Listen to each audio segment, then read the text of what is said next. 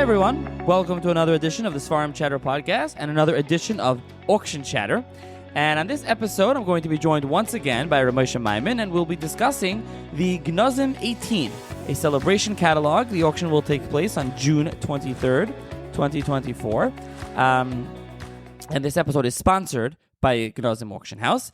And as we've done with a number of others, we've done a fair amount of these already at this point. We'll be discussing the catalog and things that jumped out, Quarter Eye, various historical episodes relating to these Sfarim, and whether it's a specific item or just in general, this Mechaber, the Sefer, some history, and various different things. And it's really, so just at the outset to say this is a small catalog, just 46 items, but it really is an amazing catalog with a lot of fascinating items. So we should have a fair amount to say. And thank you very much for joining me. Thank you very much, Nachi. It's always a pleasure to be here and a pleasure to do these reviews.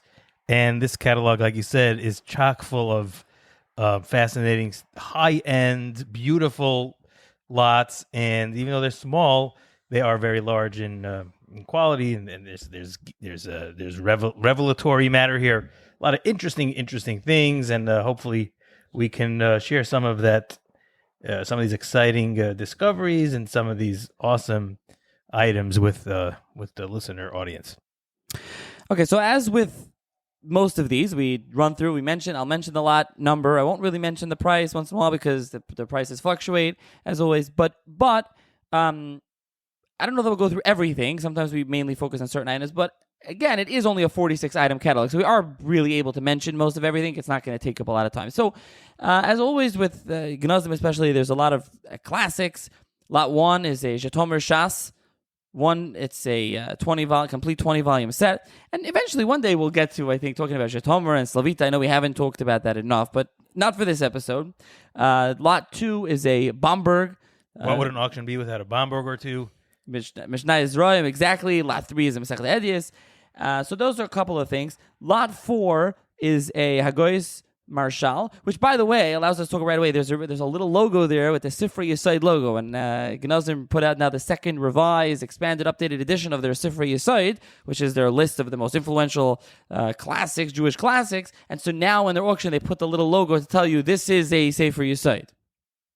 And their latest edition doesn't include a section for incunabula, which is referenced as well in this catalog. Maybe we'll have occasion to mention it later. Yeah, there's Domestic Eliezer of Lublin is Lot 5. Lot 6 is a Siddur 15th century Prayer Book manuscript on parchment. Just worth mentioning, this has a bid of $160,000 when we're recording this. So this is a parchment Siddur. I think the last auction, they also had something, also a parchment Siddur from Mantua. This is a different one. This is another parchment Siddur. So seems like this was like a thing. These parchment Siddur, which are pretty fascinating. So that is that. Just jumping over, there's a couple of other items here that we'll jump through. Lot 9, there's a Tanakh from Paris, 2 volumes. Lot 10, there's Chamishim Chomshe Torah Tikkun Seifrim. This is Amsterdam, 1726. Lot 11, there's a Chamishim Chomshe Torah Mincha Shai, which maybe in the future we'll talk about Mincha Shai. North Sea, is what to talk about. But let's start with Lot 12. Lot 12 is a very rare Kushta print, as a Kushta Reish, as they call it, Genazym. This is Constantinople, 1525. It's 4 Sfarim ala Torah, and as Genazym writes, it's called the Kanizal. Now, I don't know if it's Kanizal or it's supposed to be Knizal or Kanizal, and really, it's called that. It's not really Knizal. That's Rabbi Yaakov Knizal. He's one of the 4 Sfarim, but it doesn't have a title. The title page just says Sfarim Mefarshi Rashi. The title page doesn't say, it doesn't have it in the book, doesn't have a name. It bears clarifying that this is not, we've mentioned in another auction podcast, how in the early days of printing especially, and even later, oftentimes the leaves would be sold to the buyer without a binding, who would then bind the books together on his own. And this, we're not talking about that over here when we say that there's 4 Sfarim here, there's 4 Pirushim. It's arranged as they're all arranged on the page together, with each the 4 Pirushim, each one being separately noted, the name either Kanizal or Almoznino or Reb Aaron, or each one says their name there before the Pirush, but it's an anthology. So it's worth mentioning there are 4 Pirushim here: Rabbi Yaakov Knizal, Rabbi Shmuel Almasnino, Rabbi Moshe Al-Bilda, and Rabbi Aaron Abul Rabi. And these 4, so first of all, a bunch of these have been redone Now it's a 7-volume set, the Chumash Rishonei Parashonei Rashi from Reb Moshe Philip, and he does talk about some of these editions. He has the Ramesh Al Masnino, the Ramesh Al Bilda, and Yaakov Kniezel. He doesn't have the Aron Abul Rabbi. You can kind of explain why for those interested in knowing. So there's a terrific book, Rashi's Commentary on the Torah, Canonization and Resistance in the Reception of a Jewish Classic by Professor Eric Lowy, Oxford University Press. Fabulous book, highly recommended. And he does discuss this volume, and he and as many others say, and as Genazym, this is an extremely rare book, like extremely rare. I think I said there's a bit of $100,000 right now, and it is extremely rare. So it says the title is Super Comment. It's Pirushim LaRashi, and it's Kushtantina in Constantinople. Now, Professor Lowy says this is the first anthology of super commentaries ever printed. So a commentary is Rashi al Torah. A super commentary is a commentary on the commentary. So these are is the first collection of super commentaries, and it's similar to it's written, arranged, as we said, as Moshe said, it's an anthology. It's the publisher arranged it in this way. Interestingly, about these, as Professor Lowy, Rabbi Shmuel Amasnino, Rabbi Yaakov Kniezel, Ramesh Al Bilda are, as he says, I'll quote him, perform as expected, explicating the commentary, addressing apparent contradictions, and otherwise fulfilling their super commentarial calling. By contrast, the fourth, by Aron Abul Rabbi, often adopts an adversarial stance toward Rashi's handiwork that at times turned downright derisive. And he continues, as no manuscript of his work survives, we have an anonymous printer to thank for keeping Abul Rabbi's complex response to Rashi available for our consideration. So, Abul Rabbi hasn't been redone by Moshe Philip. Abul Rabbi is, I don't know if it's ever been redone, and there's no manuscript, so this is where you can find it. It's actually, and the point of Professor Lowy's book is kind of Sfarim that kind of, those that resisted Rashi, which was almost nobody, and this is kind of this Pirush of the Abul Rabbi, and also he says later on as well that it seems to have come late to the editor of this, the anonymous editor of this volume, because it only starts, I think, on page 13. Earlier on, it doesn't have Abul Rabbi, which is very interesting. It is important to note, though, that although Abul Rabbi does resist Rashi's Pirush, but this sefer itself was used by later super commentaries. It's been studied, and they've proven that the sefer, even though maybe it wasn't mentioned by later commentators, but they definitely were referring to things that were printed in this original Kushta anthology of Pirushim on Rashi. So therefore, even the resistance of Abul Rabbi did definitely contribute to later Rashi commentary.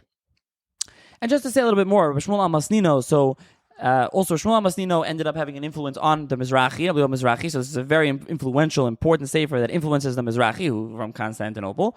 Also, the Shmuel Amasnino he tried to find different Kisuyadis of Rashi, of different commentaries. He also tried to explain Rashi bringing certain Midrashim. He's kind of your classic Mefarish. It's a very interesting Pirush, and there's the other ones as well. And so this is part of the Kniezel one. Also, something else to note that Moshe Philip notes in his introduction is that this is an extremely rare sefer, as we said, but each actual copy, there are differences and variations. Like some of the Mefarshim are printed on one side, some on the other side, they move things around, the letters are different, so it's actually a work in progress. It wasn't like today where you press print and rolls off the press 1,000 copies. They were constantly moving and changing it, and so these are really unique. Essentially, it's probably one of a kind, this item, an extremely rare one of a kind item. So that is lot, this is the Kniezel, and this is lot 12. Continue, lot 13 is another Constantinople book. There's a few Sfarim together, Pesach Dvari, and Pearson Chaloim is Ma'aseh Torah. There's a few together. Lot 14 is Rabbi Yeshua Pinto, the first Pinto, Kesef Nivchar. This is Damascus 1605. He's the one that wrote the Pirush on the Yankiv. He's the head of the Shoishelas Pinto, as it's known today, with a long line of illustrious and famous Rabbanim. The Rif, I think he's known as the later Rif. Lot 15 is Tanya, but it's as we say, it's not the Tanya, it's a Tanya Rabbasi from Italy, a classic halachic work. This is Mantua 1514.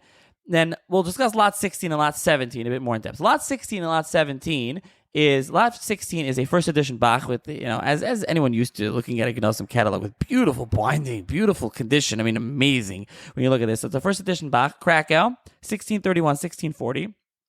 Lot 17 really jumps out at anyone. Lot 17 is a tshuva of the Bach, Bill Circus. This is, and they say Krakow 1629. This has marginal comments of the Magine Shlema, Pnei Yeshua's grandfather, and there's handwriting written on it by Ephraim Zal Margolius, the base of Ephraim. So you have really, from multiple generations, really an amazing document. Yeah, it's a fascinating document. A word about the Bach is in order, though, and let me refer back to Lot 16 with the first edition of the Bach on the tour. It was printed over a number of years. With the final volume is on Eira Chaim, which was the apple of the Bach's eye, as he writes in the Hakdama there. His son writes in the Hakdama, because this volume came out after the Bach had passed away. And he says something amazing there. He says, the son writes, that his father left for Eretz Yisrael and left instructions. He was Mashbiah, the son, not to touch any part of his estate, not have any benefit from any of the money, any of the homes, any of what he left behind, until he publishes the volume on Eira Chaim.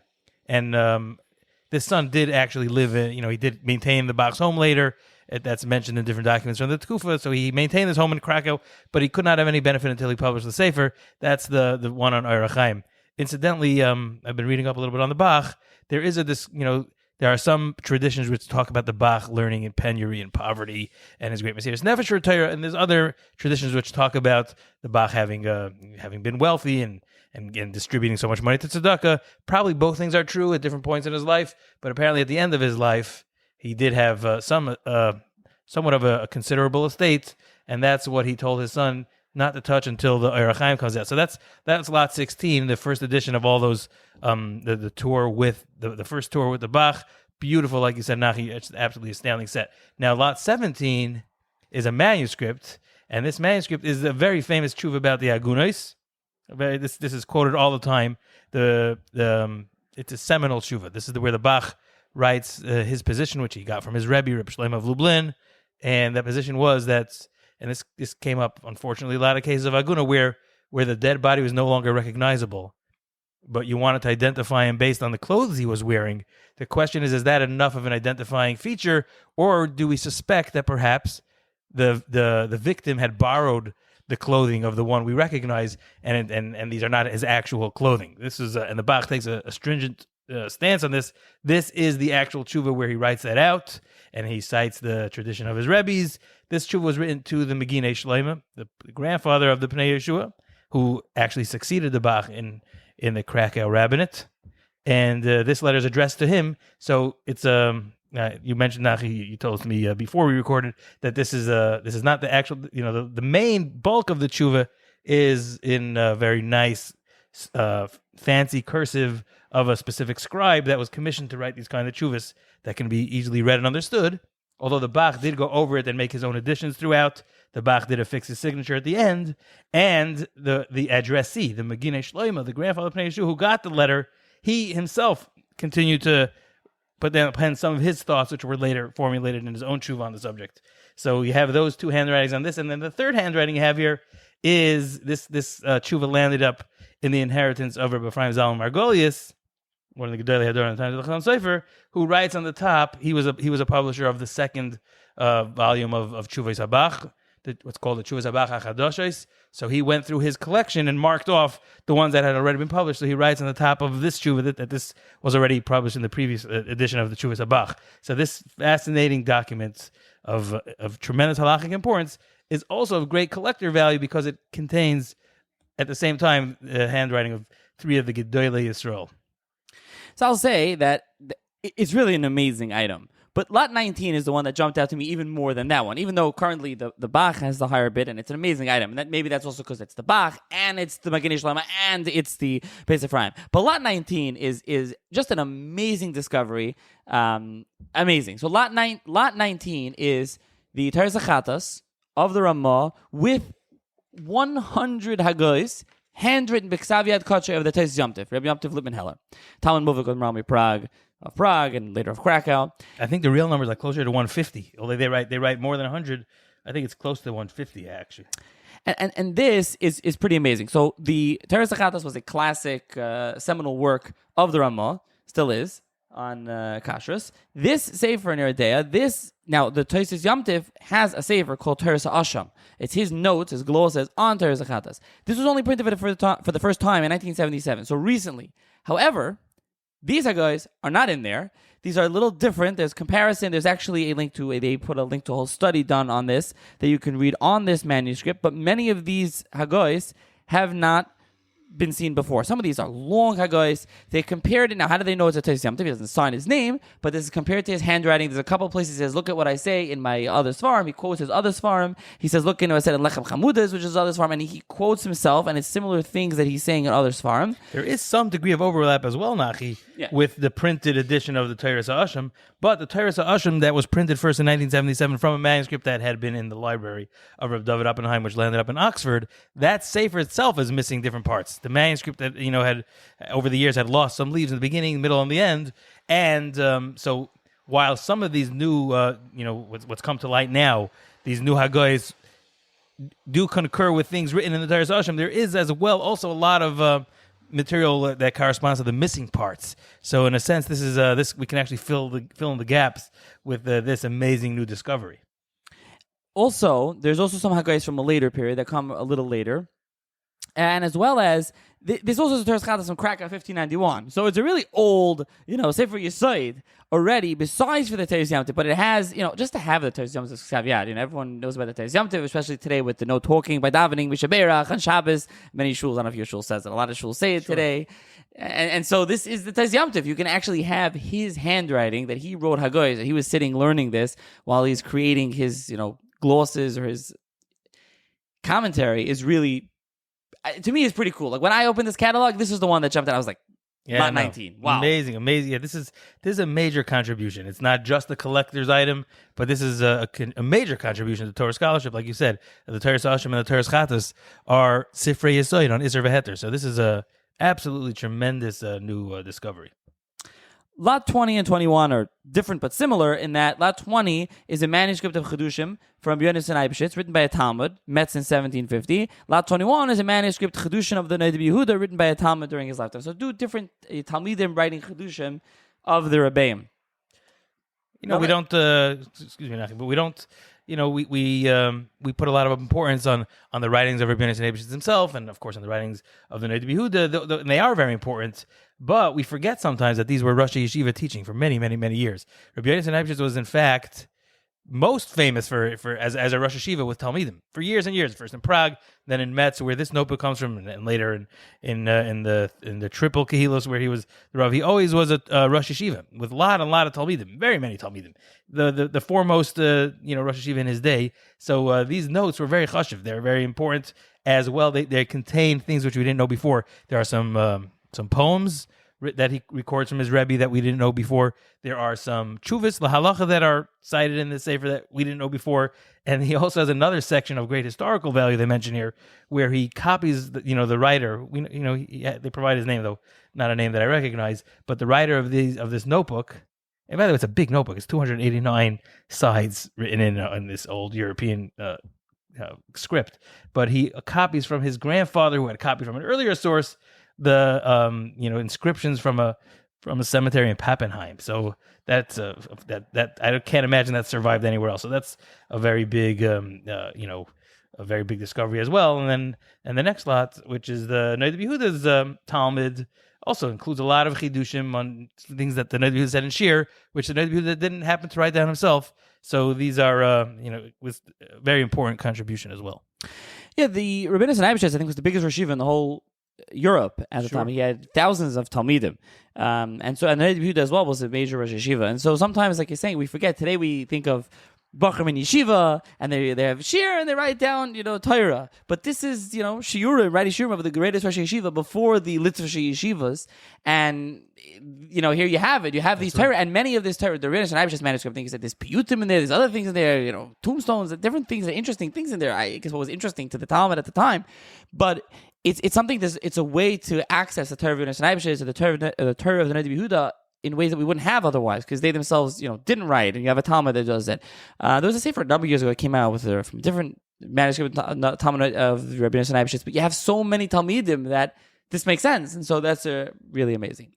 Lot 22 is something also, another one that's really fascinating. So Lot 22 is a letter of the Chassam Sofer.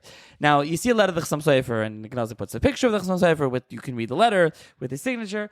And the first time you look at it and you think, okay, another letter of the Chassam Sofer. Like we always did, how many letters of the Chassam Sofer? It feels like every auction today has a letter of the Chassam Sofer. I think I said in the podcast that a Rebbe used to joke that the Chassam Sofer is still sitting in Pressburg and he's writing Chidushim today.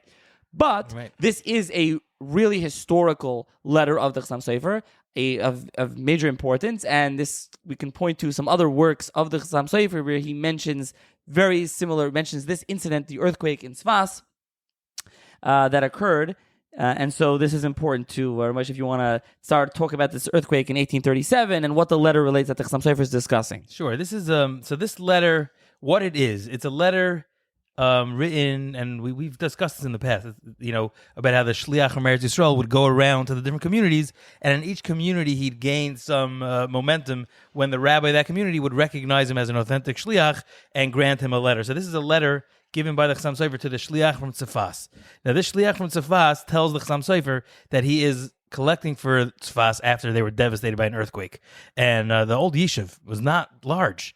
And this earthquake in 1837 wiped out almost the entire northern part of Eretz Yisrael, leaving it desolate for very many years to come. I think 4,000 Jewish people perished in that earthquake, and it certainly left its mark on the demographics of Eretz Yisrael, and that relates to the Chassam Sofer's his hesped for the Jewish communities that had been destroyed. I'll get to that in a moment. But this is what this item is, and then we'll talk about the background. This item is a letter written by the Chassam Sofer to the city of Trieste in Italy, and it's addressed to a rich benefactor in Trieste, along with a student of the Chassam Sofer's in that city, and that the student is Rebuta Brandenburg, and we happen to know him, Nachi, because he was one of the Rebbeim in Trieste of Rav Moshe Ashkenazi, the Hayil Moshe. Moshe Ashkenazi Tedeschi, yes, one who Hayil Moshe, and we've been on the AuctionChatter Substack, slowly making our way through. Actually, have to post some more posts of his autobiography written in the back of his Sefer Simchas HaRegel, where he discussed learning from this Rebuta Brandenburg. He discusses learning from him, and he mentions that this Rebuta Brandenburg is a great Talmud Chacham who taught him a lot of Gemara, because this Rebuta Brandenburg is a student of the Chassam Sofer. He writes that. He also writes that he wasn't too influential in Trieste because he didn't really speak Italian and he was getting old. So a lot of his duties were relegated to the Hayil Moshe. But so that we know about him in another context. So here, this letter is addressed to this Rabbi Yehuda as well as to this important benefactor in Trieste, saying that although the shliach carrying my letter says he's from the on behalf of the Ashkenazic and Sephardic communities of Tzfas, I can only attest that he is that he's working for the Ashkenazi communities because others have complained. He received other letters after that. So this is a letter, in essence, empowering this shliach to be able to collect. And what is the background? The background is, like I mentioned, the earthquake in Tzfas. But the earthquake in Tzfas attracted the attention of the Chassam Sofer in a very famous hesped, where the Chassam Sofer writes about why did this happen? Why was the northern community, the Galil, why was that laid waste by the earthquake? What was the reason that the Hashgacha decided to do that? And he writes, he says, you know why? He says, because Tzaddik hu Elokeinu, v'kinas Yerushalayim asuz hazois. I'm reading this from this is in the recent edition of the Drush Chassam Sofer. It's volume 5, page 394, and there he says it's kinas Yerushalayim asuz hazois kisham shar hashamayim. Yerushalayim is the real gateway to heaven. Ir shechur b'lo yachdav, that's where Hara Maria is. Akedas Yitzchak, that's where Yaakov dreamt and saw the Sulam and the Chaloim. Sham Hara Bayis, v'tel shakol piyos elav poinim, v'lo yizaza shechina mikois la maravi. And yet, all the people traveling to Eretz Yisrael, where do they go? Yerushalayim is nishkacha lagamri zemi karev mei hashanim. For it's already 100 years, everybody's going instead to Tzfas, because that's where the Rashbi is and the Ari. Everybody's going. They go to Eretz Yisrael, they skip Yerushalayim and just go straight for Tzfas and Tiberia. And Yerushalayim is Nishkachal Gamri. So he says this is Hashem being Toiveya, the Elboin of Yerushalayim. That's why this happened. And he writes there, he mentions a very famous correspondence that he had with the aforementioned Beis Ephraim, or Ephraim Zalman Margolius. He says, I already wrote to him that I don't care much for the Hilula that they make on Lag BaOmer, but that Hilula, he says, the Lag BaOmer pilgrimage to Tzfas is what's planting in people's minds that Tzfas is the place to be instead of Yerushalayim. That's why he says in the next paragraph, he writes here that Baruch Hashem, Tzadik hu ga'oinu zeinu Mar Rabbi Yisrael. That Mar Rabbi Yisrael is Rabbi Yisrael, the author of Pas HaShulchan, Rabbi Yisrael of Shklov. He says because Rabbi Yisrael decided to take the remnants of the community in the Galil and bring them to Yerushalayim. Shekibetz Yeser played the Tzfas, lahaloisam Yerushalayim. So he believes that was a very good move. So in spite of the fact that the Chassam Sofer was looked askance at the Yishuv in Tzfas, especially after the earthquake, and he was very glad that Rabbi Yisrael Shklover was bringing the community down to Yerushalayim, he still did go out of his way to help the Shliach who's collecting for those destitute communities. And there's more. This is also discussed more, the Chassam Sofer, in Chuvas, in Yeridea, Chelik Beis, Tshuva Reish Lamed Gimel, where he talks about Lag Boimer, and he says, I don't understand what's going on Lag Boimer, where he talks about Bidvar Hilula, the Rash people like, wait, what kind of Yom Tif is this? This is a new Yom Tif. I don't understand. To look for a Moyed, be Yom Shaloi Nasa by Nes, Val Hisker B'Shas, Upaiskim Shemakim, Remez Remiz. It's not brought down anywhere to make a Yom Tif. Rak Minias Hesped V'Tainis, Min Hagahu V'Taima Gufa Leidan. I have no idea what's going on with this.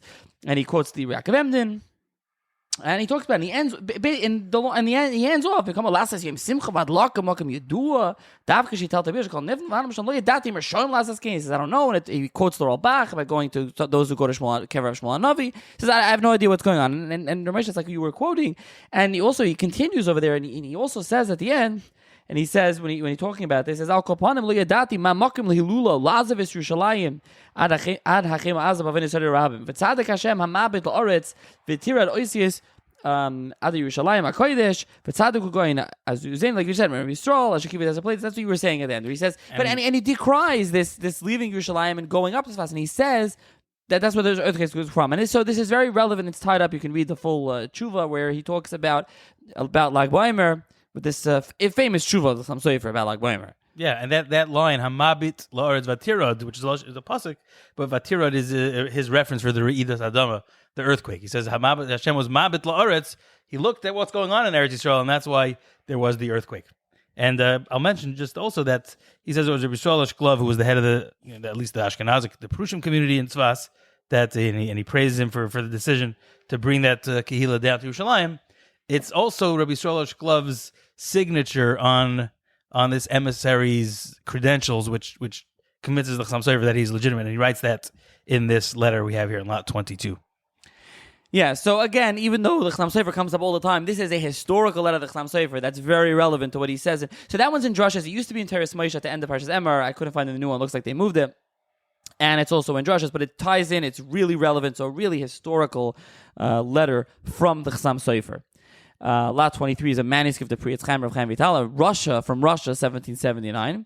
Then the Lot 24 is more Kabbalah, some other Kabbalah items. Lot 25 is Shar Hashem HaChadash from Constantinople, 1533. Lot 26 is Sefer Darkei Sharman, Bat Baal Shem Tov. This is 1794. Lot 27, just to look at it, it's Avodas Yisrael, the Koshas Magid, the first edition, 1842, but it's they say rare printing with wide margins, and you see it, massive margins. They must have printed it's like a special run. It's almost like the Sefer is in the upper right-hand corner, and then the whole, it's like an L of just large margin of paper that they have. So really cool, very interesting. Sometimes the purchaser would cut it down to size to make it fit other Sfarim. Like we mentioned that practice. This is how you got Sfarim of different sizes to fit in their one binding. But often enough, it was considered a sign of luxury to leave the margins there, and especially if you were a Talmud Chacham and wanted to write in your own Sfarim. Like we'll see some of these items coming up. We saw that already with the Tosfos Yantam. We'll see more of them where these margins were very helpful and then they were the basis for new Sfarim. They were the springboard for later Sfarim. Also, there's two title pages, and one of them is a bluish color. This is something that I remember from the Prince of the Press in Professor Joshua Teplitsky's book, and David Oppenheim, he talks about how, especially David Oppenheim was very rich, besides for being a big Rav and a major Talmud Chacham, he was a bibliophile, he was very rich, and he would collect, and so a lot of times they would print on blue paper. It was like very fancy, a special run that you would make. So I don't know if that's what this was, also a special run for a rich Gvir, that you would make a special title page, and sometimes that's what you see if you've ever seen, if anyone's ever come across these blue, sometimes the whole Sefer is in blue paper, or it's just that first title page. Lot 29 and Lot 30 go together. Lot 29 is a Teres Tzvi, Sefer on Zayir, by Tzvi Hirsch of Ziditshoiv. This is the first edition, 1834-1841. And Lot 30 is a Ksav Yad, Rabbi Yitzchak Isaac of Ziditchev. These, we mentioned last time that we owe you a little background on some of the Hasidic greats, and I mentioned that I learned in Edison under Rabbi Yosef Eichenstein, who's a Ziditchev Rainical, so it behooves us to just mention a little bit, especially because these items are featured prominently here. Rabbi Tzvi Hirsch Ziditchev is what you probably would call the founder of the Ziditchev dynasty, and the Ziditchev dynasty, which then spawned the Kamarna dynasty, and there's Kamarna items here as well, stands out primarily because of their mastery of Kabbalah. Tzvi Hirsch is referred to by later generations as the Sar Beis HaZoyar. Play on the word Sar Beis HaZoyar. He's the Sar Beis HaZoyar, and not only did he master the Zohar and write this commentary, which is sold here, this is the item on the discussion here, is his Pirush on the Zohar in 3 magnificent volumes, but the Hasidus began to define his branch of Hasidus, where everybody would learn Kabbalah. From Bar Mitzvah and up, learn Kabbalah. Their motto was that if you have a cup that's not clean, a cup meaning a glass that's not clean, you fill it with water, with clean water, until it eventually cleans it out, and then you can drink from it. He said the same is true of the cup, the head. If there's any impurity in the cup, that'll be cured with Kabbalah. Only more Kabbalah and Kabbalah and Kabbalah. So that was a hallmark of the Ziditchev Hasidus, a great master in Kabbalah, to the point where even non-Hasidim would claim bona fides from having learned by the Ziditchev. And one very famous one is the Malbim, who writes in his Akdama to this Aretz Tzachayim, he's discussing some of this farm that he had written. One of the Sefer says is Megillah Starim b'Chachmas HaEmes, Asher Heir Einai Ba Moiri b'Chachmazu. My teacher in this Chachma of Chachmas HaEmes, who is that? Ish Kadosh Goin Tzivakos Yisrael Merein Rav Tzvi Mizutchev. It's Ziditchev, and so he's proud of having been able to study Kabbalah under the Ziditchever. The Maharsham is famous that he had learned Kabbalah under the Ziditchevers. Even these are non-Hasidic greats, but Ziditchev was probably one of the most prominent, maybe the most prominent Hasidus in Galicia, and their attachment to Kabbalah is the hallmark. They also, he was an expert in the Arizal's Kabbalah, and until Tzvi Hirsch Ziditchev, Kabbalah had been, the Baal Shem's Kabbalah was a little looser, larger and looser. He had taken from a lot of different people. It hadn't fit into one intellectual category, but the Ziditchevers worked very hard on explaining the Baal Shem Tov according to the lines of the Arizal's Kabbalah, which is later the Rashash made that pretty much the standard Kabbalah. So this is another hallmark of Ziditchev. So after you have the Tzvi Hirsch Ziditchev, the next lot is a Pirush. Is the Ziditchever's Pirush on the Medrash Rabbah, which is also a Kabbalistic Pirush written B'Kedusha B'Tara. This is not the Tzvi Hirsch. This is his nephew, Rabbi Yitzchak Isaac of Ziditchev. But Rabbi Yitzchak Isaac of Ziditchev's Pirush on Medrash Rabbah is considered to have a lot of holiness, and this is the original item, and this is the one I was referring to earlier. The Pirush was written on the margins of a Medrash Rabbah. So this is 2 leaves of the Medrash Rabbah with his writing all around the margins of Rabbi Yitzchak Isaac Ziditchev. And that's a very much sought after commodity. Yeah, and so as you mentioned, the first one was the Teres Tzvi, and about 3 volumes of the Tzvi Hirsch Ziditchev. They have all the volumes, and then you have the manuscript. Lot 31 is a letter of Shmuel Shmelka of Selish, Hungary. Is 1864.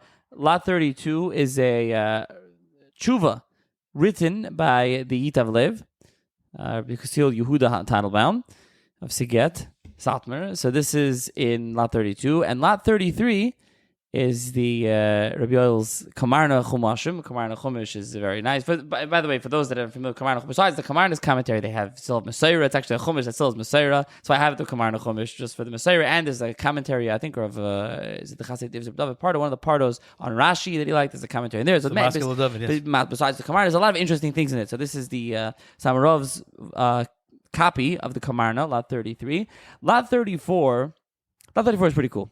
It's a couple of pages, 6 pages, in the Ksav Yad of Rabbi Yoel of Satmar from Alagula Valatmura. Even though that was written by Talmidim, some was written by him, and these are the couple of pages that he hand wrote, 6 pages from Alagula Valatmura, which is against the state of Israel, the Zionists.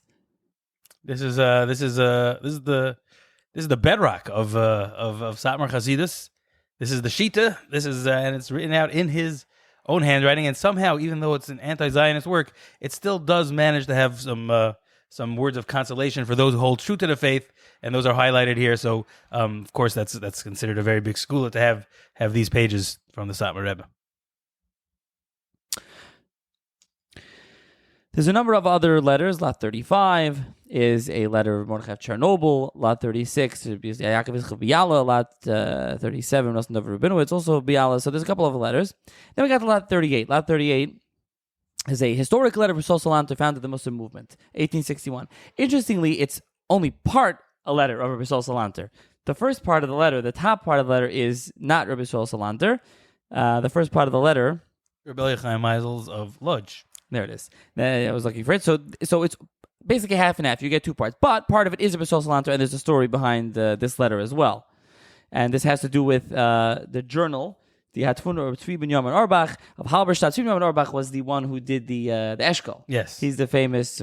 Author or publisher of the Sefer Eshkol. He also did another fascinating work. I think it's Mishnas Reb Nosson. Sure, his Rebbe was Reb Nosson Adler. Right, and recently it's been published from manuscript. They finished it off. I think it's Ram and Moed now, where Reb Nosson Adler had a couple of Hagoyis, and so there was a while he sat down, he was learning it. I think he didn't have a shtel at that point, and he opened up and made a whole Sefer based on one or two letters of his Rebbe Reb Nosson Adler, and so he would write it up. So anyways, this is written to him. He started a journal. It's Rabbi Sol Salanter's journal, and he's trying to get Reb Tzvi ben Yamin Auerbach to contribute to the journal. But since he doesn't know Reb Tzvi ben Yamin Auerbach, he asks Rebbe Chaim Meisels, who's a fellow Lithuanian Rav, to write to the German Reb Tzvi ben Yamin Auerbach to enlist his help.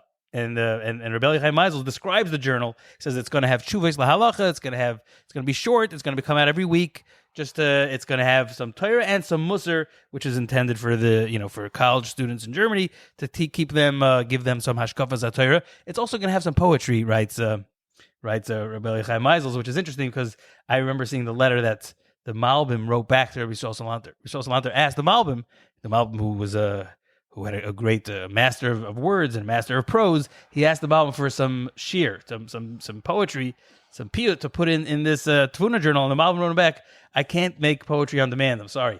And it's a nice letter written in elegant prose itself, but he says prose, the shir is only kasher yisenu ruach, when the spirit moves him, otherwise he can't do it. So, but it was one of the intentions of Rabbi Sol Salanter to have that. And at any rate, so he enlists Rebbe Chaim Meisels to write to Rebbe Tzvi ben Yamin Auerbach, and then the second half of this page is Rabbi Sol Salanter's own letter, where he adds, just seconding the motion, yes, please, and I trust you will send it. I flipped through the Tvuna. Only 12 issues ended up coming out from this journal over the course of this year, 1861 to 1862, and a lot of very great names in there. Beis HaLevi's in there, and Rabbi Yisrael Chanan's in there, just to name a few, but a lot from Bishol Salanter himself. A lot of our, almost all, maybe all, but a large portion of the published Chidushay Torah of Rabbi Yisrael Salanter come from this journal, but I didn't see Rabbi Tzvi ben Yamin Auerbach in there. Maybe he didn't make it on time before the journal closed. Yeah, thank you for correcting me, Moshe. I mixed up backwards with Tzvi ben Yamin. It's obviously Tzvi ben Salanter's journal. The other thing to point out, as you mentioned about the poetry, I mean, this is obviously a journal meant to combat the maskilim that were going to maskilim. We're very into poetry, and so this is the Frum. One of the Frum journals, obviously, the Aruch LaNer had his Shemitah and Maimon to fight back, and Rav Hirsch had his Yeshurun, and so there were other journals. This is Rabbi Salanter's journal to fight back. So poetry was a thing at the time. So that's this. It's written on blue paper. Also, I don't know if that's a fancy thing. It's just the paper that they had to write the letter on.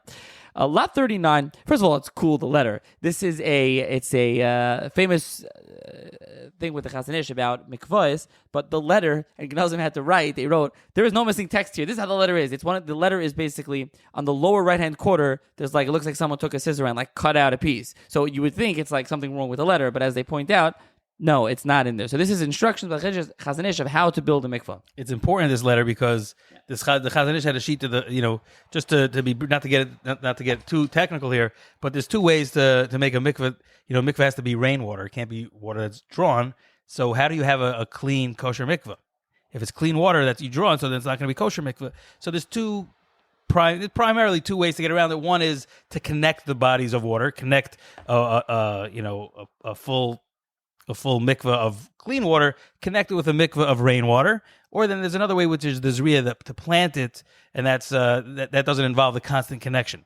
It's a much so, and the Chazon Ish never wanted to reveal why he didn't like doing the connecting, the hashaka. He didn't like to connect it. He didn't often want to reveal why, although he did tell his close Talmidim that the reason he didn't want to do it is because it wasn't.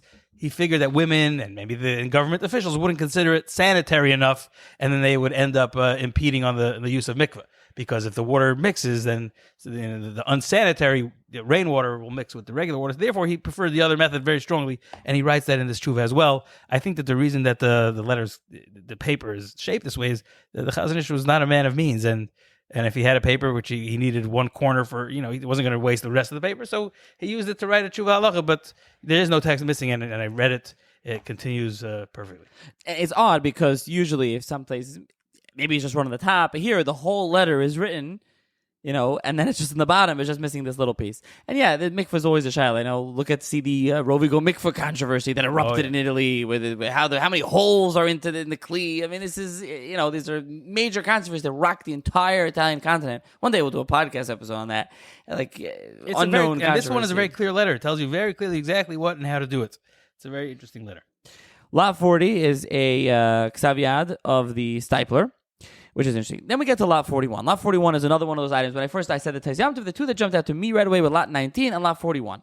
And that maybe is because, for those that are familiar with me, know that I'm interested in Italian Jewry. So maybe that's why that jumped out to me. So Lot 41 is a copy of the Sefer Ma'arinayim of Rabbi Zari de Rossi.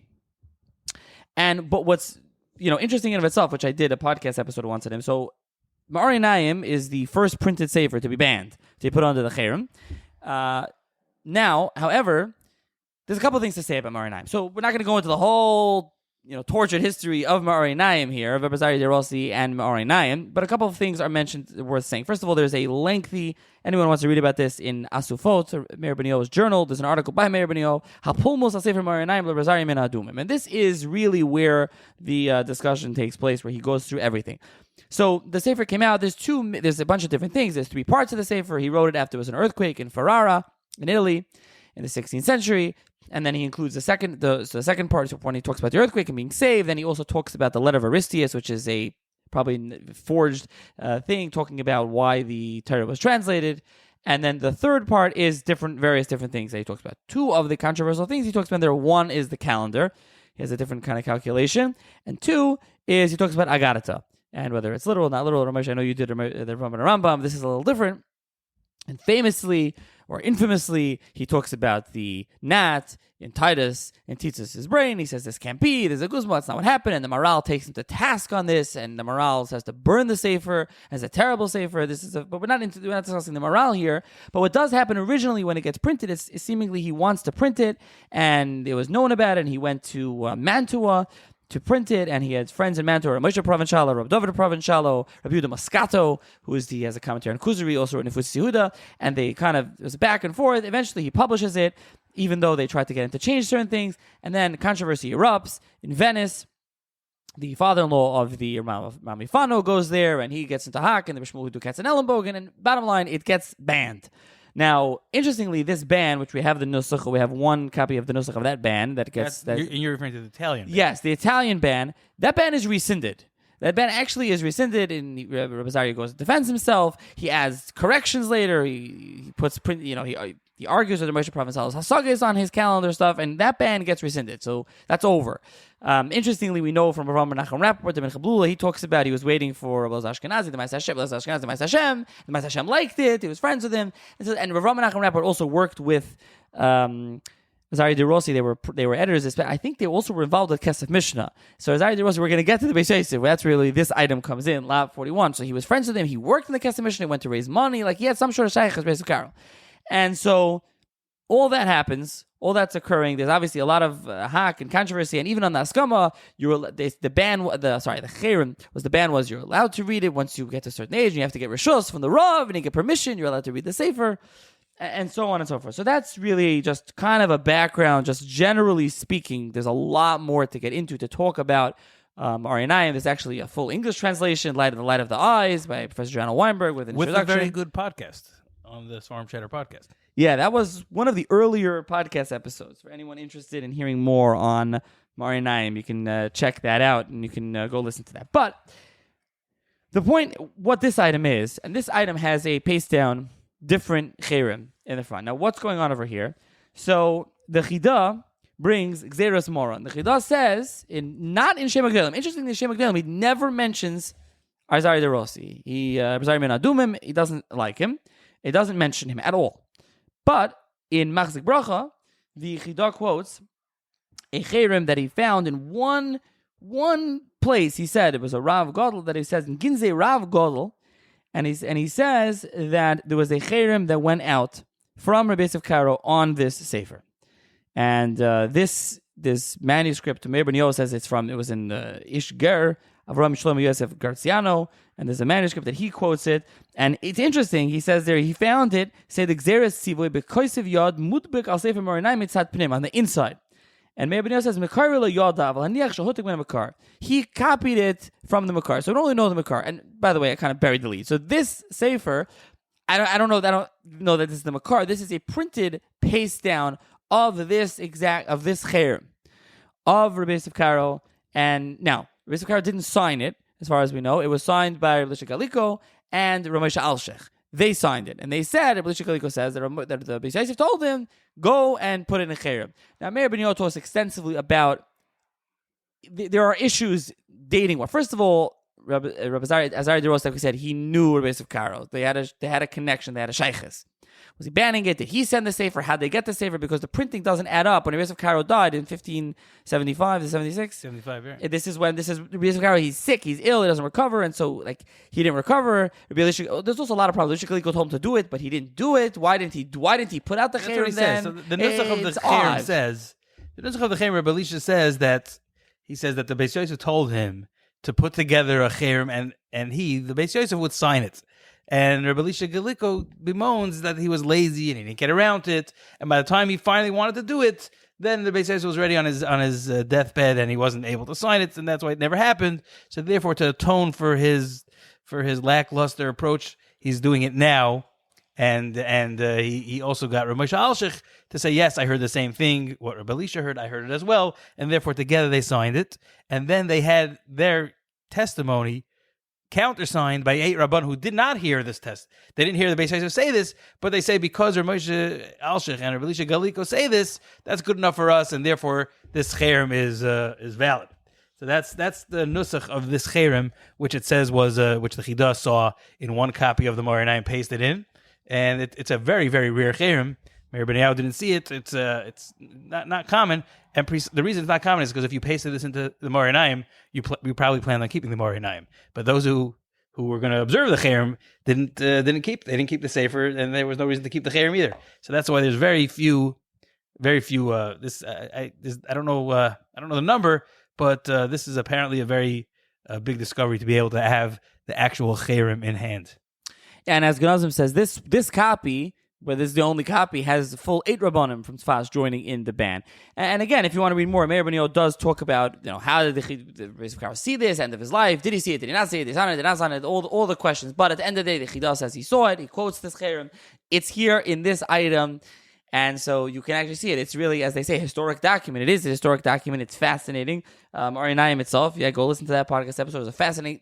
By the way, this is also a Mantua 1574 first edition of Marinayim, which is fascinating in and of itself.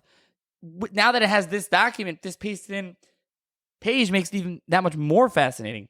To me, that's just so interesting that somebody wants to keep the sefer, and he wants to keep the cherem as well for curiosity's sake. It's just an interesting thing. He pastes it into the sefer, but then he keeps it. Maybe he feels that it's a header to have it, as long as you're showing your loyalty to the cherem, I guess. Yeah, it's also very interesting just to mention, because what's the odd thing about it is that we know it was in cherem, and let's jump back to the Maral. So the Maral says, you could burn the sefer, and he says, I'm sure there's going to be no remembrance of this sefer ever in Klal Yisrael. Well, the Maral's Talmud in Tes Yom Tov quotes it, and the Tzemach Davar, David Gans quotes it, is Talmud. So it's very interesting. I don't have an answer for this. I remember discussing this in the podcast a few years ago. It's a very interesting conundrum. What's going on? There's a cherem, there isn't a cherem. And in Italy, we definitely know it was rescinded. I don't know about this one, but that's this. It's again, it has the distinction of being the first sefer first published sefer put in Cherem, and it's a very important, fascinating sefer. The Yavitz, I'll say just before we move on, the Yavitz says, "Lo yitatayev adoimi ki achichu." The Yavitz, who is very quick to apostles form, here he's defensive. He says, he censures him for things that he feels are out of line, but overall he feels that what the sefer has value and merit. And there actually was an edition published with Rabbi Yaakov Emden's different marginal notes, and they have his marginal notes on his Marinaim. He marked up the whole copy. Yaakov Emden definitely learned this sefer. So that is lot 41. Lot 42 is Mashal HaKadmoni. This is the Venice 1547 edition, which, as the Genazym says, dozens of drawings. So this is Mashal HaKadmoni is morals and fables. And it's basically fables. It's based on a Arabic genre called a makam, and this is I think it's based on, they have something called Sinbad, I think the sailor. This is in Arabic literature. And so Mashal HaKadmoni is again, it's Mishalim. You'd have the fox went into the lion, you'd have this one goes here, different Mishalim, and all the editions, even the manuscripts, had pictures drawn in it, and all the author himself added the pictures. The author himself, the Bisach ibn Sahula, and even all the different editions have different pictures. And actually, there's been literature written. The different editions have different pictures. It's different, like adapted to the times. You can see in Germany it had different things, and when it was printed in Italy, when it was done in Spain, they would change it differently. So this is a really interesting copy. This copy has some really nice pictures. You can see really old woodcuts, old pictures from 1547. For those that aren't familiar with a woodcut, you can go and look it up and see what it looks like and you have the mushal there. There's a pretty good mousetrap in one of the pictures. They're very interesting. The pictures itself would draw a lot of attention, and the fables themselves are couched in excellent prose. They're all very well rhymed. They're witty. They're clever. This was a real bestseller in its day. Yeah, a lot of what it does is based on ethical. It's really a Musa sefer, but couched in a mushal around animals. The animal will go here, this animal will go here, and that's really what the sefer is. I don't even know if there's an edition of Mushal HaKadmoni around today. It's funny, a lot of these farms were extremely popular over the centuries, and then you fast forward to today, and nobody knows about them, no one's familiar with it, it's the end. It was gearing, today's farm are not really geared towards a popular audience, they're geared to a more scholarly audience, but in the dawn of printing, there was a general audience that would be very interested in such a book. Yeah, so that is lot 42. Lot 43 is a sefer. We've discussed this in the past, but here we should discuss a little bit more. It's Sefer Nishmas Chaim, the first edition, Amsterdam, 1651. And this sefer has the portrait of Menashe ben Israel pasted in the inside. Now, what this picture is, this is the only known portrait of Menashe ben Israel with you can see his goatee, you could see his long, his hair, his big payas, and he's obviously clean shaven around the goatee, just as the goatee with his big yarmulke. This is by Salome Talia, who is an Italian painter. I would say it's the only verified portrait. It's correct. The only verified. The other one may be by Rembrandt. Professor Stephen Nadler and others have talked at length about this. This one is confirmed. This is the portrait of Menashe ben Israel that we know for sure. Salome Italia, he was the engraver. He was a painter, engraver, and he would go and he would do illuminated Sidurim, Haggadahs, Ksubas. This was back in the day. You have illuminated. He's known for illuminating Megillas Esther. Today, this is not so much a thing. Maybe some people know from Megillas Esther, you don't take a sefer and illuminate it. It's like you buy a picture book in the store on Amazon. That's what you do. But this is what he did. So he went and he created this Yaakov Yehuda Leon Templo, as he was known. He has a picture of him. But he also did this one of Menashe ben Israel. And this is the picture that he did of Menashe ben Israel. And it's interesting that Professor Stephen Nadler, in his biography of Menashe ben Israel, he says that Menashe used it to publicize his writings, and he would send it to his friends and correspondents as a calling card. It's like his business card. Here I am. There was no social media. Here's Menashe ben Israel. You want to see who I am? Here's a picture of me. Here's my writings, whatever. And Menashe was a Rav in Amsterdam, the Amsterdam community, who wrote to everybody. Although he was involved with, this is Enlightenment period, he was involved with everybody. Everybody knew non-Jews and Jews. Everybody knew Menashe ben Israel. So this was a picture of Menashe. Now, not all the copies have this. I'm still not sure if this was printed inside or Menashe or somebody bound it in, some copies bound in. Also, this copy is a complete copy. It has the Latin pages in the front, the dedication, there's errata pages, there's some other pages in it, which is fascinating. And the Sefer, as we've discussed a bunch of times, that we're still looking for anyone interested. We are interested in putting together a project to redo it. It hasn't been it is redone with Nekudis. It's not done properly karoi. It has to be done properly with notes. It's a fascinating book, quoting from anyone and everybody and everything. It quotes from philosophers. It quotes Kabbalah. It quotes Aristotelian philosophy, obviously Rambam, Kuzari, Ibn Ezra, Barbanel. It's quoting Chumash. It's quoting Kabbalah. It quotes all the time. Kubalim, Shari Eira, obviously Zayar, etc. And it's about the neshama. There's stories of witches in here, witchcraft. It's a really fascinating sefer. Sambanyan is in there, and Shadim, and Tchias HaMesim, and anything to do with Ruchnis and spirituality, not from a particularly Kabbalistic standpoint, from a rationalistic and a very general standpoint. So it was of great interest in its time, and it should likewise be of great interest now. We've already done some work on it, but we really want to kickstart this project and get it going. So anyone who is interested, please reach out. Yeah, reach out, email me, swarmchat@gmail.com, or message me, WhatsApp me. I will say also that it's a really fascinating sefer. There's a lot in Nishmas Chaim. And so these were the drushes, these were the sermons that he gave. He turned it into a sefer all about the neshama. So there's a lot more to say on it. And Moshe, I know you showed me that one of the Minkatchers, the Minkatcher Rebbe, said that this is a sefer that everyone should learn. So yes. This was a used sefer. Some have asked me, Menashe, I think this might be his only Hebrew sefer. He wrote a number of svarim he wrote in Latin and Portuguese and Spanish, and we know he wrote in English as well when he went to Oliver Cromwell, and he really was he actually died before, but he was the impetus of getting the Jews readmitted to England. They had been expelled for hundreds of years, and so a very important figure. This is a beautiful, pristine copy of Nishmas Chaim with the portrait, the rare portrait of Menashe ben Israel, lot 43. Lot 44 is not a sefer, but a really interesting item. It's a passport of Rabbi Yehuda Fataya, and has a picture of him and his wife. And interestingly, it has Rabbi Yehuda Fataya as a signature, and his wife has a fingerprint. As you pointed out, it's probably because she didn't know how to write. Yeah, likely. And in the old country, the women were not taught to write. So certainly not in the language of the land. This is a passport issued by the British government when they were British subjects in Babylonia, in Iraq, and they were traveling to Israel. They were making Aliyah to Israel in 1934. So Rabbi Yehuda signs it with a very elaborate signature in fine script. If you compare the thumbprint of the Rebbitzin is larger than 3 lines of script from the fame of the Kubal Rabbi Yehuda. Rabbi Yehuda, very colorful, famous Makubal of the last, passed away in 1942. So almost within our generation, and a really amazing figure. He's very famous for a lot of the stories with Gilgulim and Dibukim. That was his expertise. In his Sefer on Chumash includes Ruches Mesapros. It includes a lot of the stories that he was involved with, including, and this is brought up by some today.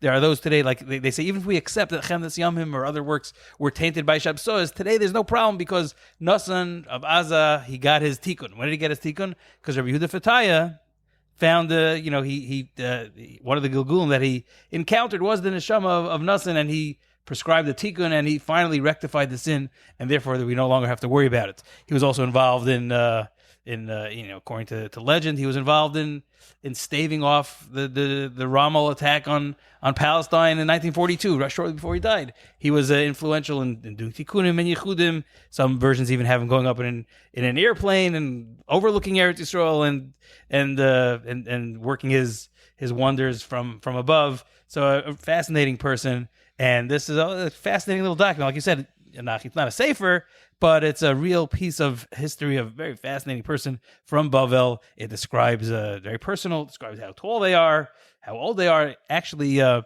listing here in the catalog says that Rabbi Yehuda Fataya was born, and I call him Rabbi Yehuda Fataya. I have a student in my class, Richard Levy, is a descendant of Rabbi Yehuda Fataya, so he's very excited about this. So they have here that he's born in 1859, but the British passport control lists his birthday based on his own testimony as 1857. So he's actually 2 years older, according to this, and he's 5 years older than his wife. Also featured here, their pictures, which is there's not too many pictures of Yehuda Fataya, so this is a rare one. What an interesting little item. Yeah, it is, and there's a couple of things to mention. As you mentioned, first of all, I'll work backwards. One of the most fascinating things is when the Field Marshal Erwin Rommel, Yamach Shemoy of the Nazis, was advancing on Eretz Yisrael, Rabbi Yehuda Fataya was very worried about this. There's a fabulous volume, Yeshivat Baghdad. So in volume 2, they discuss extensively the biography of Rabbi Yehuda Fataya, and they do mention how he was very bothered early on. He already was predicting when he saw Hitler rising to power. He was very nervous about it in his writings. And later on, he decided he had to do something about it. He would go to the Kaisel. He was doing tikkunim. He would write about it. He was doing all sorts of Kabbalistic rituals to stop the advance of the Nazis upon Eretz Yisrael. And he was successful. Rommel was defeated in Egypt by the British. So another thing, interestingly, is he went 3 times to Eretz Yisrael. He wanted to go to Eretz Yisrael his whole life. He went once, and then he had to turn around, and he moved back because the air didn't work. Another time he went, and it didn't work, and he went back. So I think this is the final time, this passport, when he moved to Eretz Yisrael, and he ended up living there. There's actually famous, he has a lot of dreams. Avat Shalom, in their Genazym series, in the volume 16, have a lot of dreams. They have they printed some of his Yoman HaChalomot, his diary of dreams. Little Hibbi, very fascinating. And again, major Mekubal, he wrote a lot of Svarim. So this is his passport. You can actually get his passport that he had. His passport, and this was his own item. You have his passport with his, him and his wife. And it's a really interesting little nifty piece of history that sometimes we do these auction catalogs and we discuss Svarim or manuscripts. Here you get something a little different, a really personalized piece of history that's really cool. Very cool, very personal too. Like the occupation is listed for him and his wife. Under his wife, there's no occupation. She was a homemaker, of course, like all the traditional women in Baghdad were. But he's listed as Chacham. He writes it in Arabic letters, and the British consulate writes it in English. Rabbi. He was a rabbi. He was a Chacham. That was his trade. Very personal, very very warm and touching at the same time. Lot 45 is a large collection of these are items from Yerushalayim. These are this is the mailbox spanning 40 years from Bichil Michal Tukachinsky's mailbox. This is all the invitations he got to weddings and groundbreakings. There were no dinners back in Yerushalayim of then, but a lot of public events that he was party to. They were all in his mailbox, and this is from his archive. Isn't it amazing when you look at this? They think he kept these all. So just a list of Genazym list. So this collection contains 90 invitations to wedding and other simchas, 39 invitations to Anachas Even Apina and Chanukas Abayis, 12 invitations to celebrations for Achnas Sefer Torah. Feels like today there's like 12 per week. Right. 14 invitations to receptions, 74 invitations to public events and coronations of Rabbanim. So, and he kept them all. Today, how many times you get an invitation? You throw it in the garbage, or maybe you get an e-invite. But he kept all these, and some of them are really colorful, really unique, really interesting. This is a window. This is an absolute window into his life from a very unexplored angle. To me, this is an absolutely amazing lot. And just a highlight of like the who's who. I'm sure many listeners have heard a lot of these. Anachas Even Apina, the groundbreaking ceremony, Zichron Moshe Shtibelach, Diskin Orphanage, Shar Chesed neighborhoods. Everyone who goes to Yerushalayim knows this. Hachnas Sefer Torah, the home of Rav Shmuel Salant and Naderet in 1903. Rav Pesach Frank is an invitation to Rav Pesach Frank being anointed the Rav in Yerushalayim. And the weddings are for people that we may know, grandchildren of Gedolim. So he has weddings from the family of Rav Shmuel Salant, Naderet, it was Chaim Sonnefeld, Bishop LeBluger, Rav Mesach Kohen Cook, Rav Cook. And many others. There's also some other. There's invitations to reception. The arrival of when Naderet shows up in 1901. Rishon Bluzer shows up in 1904. Rav Kook in Yafo in 1904 as well. He has a whole bunch of others. So it's a really fascinating document. And again, the fact that he saved it, I don't know, that's really interesting that it was actually saved and that it can be sold as a collection. And the final lot 46, is a painting. I think Genazym last time also perhaps had a painting lot. This is the Rabbi's Blessing, Sir Frederick William Burton. Fascinating item. This really catches me because this is before there was photography. This is a watercolor. It's a watercolor, a Jewish scene from 1838. It was painted in 1838, and it's written on the back of this painting that is a chief rabbi's blessing the children of a Polish Jew. Who is the chief rabbi? It doesn't say, but this is an artist in England. Probably he means the chief rabbi of England. And in 1838, the chief rabbi of England was, his English name was Solomon Herschel. Solomon, the son of Hirsch, or Tzvi Hirsch of Berlin. Tzvi Hirsch Berlin had two famous sons. The oldest, who he calls, I've noticed that in his farm, when he refers to his son, he doesn't refer to them by name. He refers to them, he describes them. He has Beni HaGoyin. Beni HaGoyin is Shaul Berlin, who put the publisher / author / forger of Besamim Roish, very famous person. He's Shaul, he's Beni HaGoyin, and the second son, Shloima, he calls Beni Harav. Beni Harav became the rabbi. Solomon Herschel became the chief rabbi in England till he died in 1842. There is one painting, I compared it. There is a portrait of Solomon Herschel, but the man in the portrait is about 40 years old, it appears. While in this portrait, it's an older man. Again, it makes sense that it's the same person because here he is a few years before he died in 1842. This is in 1838. What's very interesting about this picture as well is you have the Polish Jew who's there with his two children, and they're getting blessed. And the chief rabbi is wearing his full raiment, royal robes and all. And behind the Polish Jew is a Jew dressed in Middle Eastern garb. And again, this to me, this fits very well with the contemporary scene in 1838. England had two very prominent communities. It had the Ashkenazi community, and it had the Sephardic community. And the Shadarim, they mentioned this, it may be a Shadar. We could probably find out if it is, we could probably find out who came to visit England around I don't know when it is. Maybe it's around Yom Rum or whatever. But we can probably figure that out. But it does look to be someone dressed in Middle Eastern garb visiting the chief rabbi at the same time the Polish Jew was here for his blessing. A very real picture. It brings things to life. Yeah, you learn some about art, even though this is like a Svarim podcast. When you look at art, you really can learn. You really learn a lot because, like you're saying, Moshe, they had the Spanish-Portuguese community who, well, they didn't dress like this. They had Shadarim came in. Chidal famously went there, obviously, 100 years before, less than 100 years before. But you have the Rav, and he's in his full garb. But he also has the Streimel on his head. He's come from Germany. He's not English. And then you have the English fellow, and he's got his top hat, and he's got his black, his thing. And he's got his pointy beard. And then you have in the back the Oriental fellow who's standing there, probably the Shadar. And so you really could see what this is being depicted. So this is a portrait, the Rabbi's Blessing, as it's titled. And this is the final lot, 46 items. So only 46 items, a small auction, but really a terrific auction with a number of really amazing items. Some we discussed in depth, some less in depth, some more in depth. And so you can check it out. There'll be a link in the show's notes that you can check out the full catalog on Genazym.com, which is GENAZYM.com. You can also check it out on BidSpirit. There's also a beautiful printed catalog. Genazym makes a beautiful printed catalog. I don't know if you email them, you can get a hold of it. You can find that from Genazym how you can get that. But you can definitely check out the catalog. For those, listen, with Genazym, as always, these are amazing items. Even for those that it's not affordable to purchase, I would highly recommend looking at it. They have many high-quality photos that you can see. You can enjoy learning about Jewish history and Svarim, and you can see a lot, and you can read a lot of the letters. Genazym really does a service to the public. A lot of the letters are just, the full letter is just there. You can read it. You can check it out.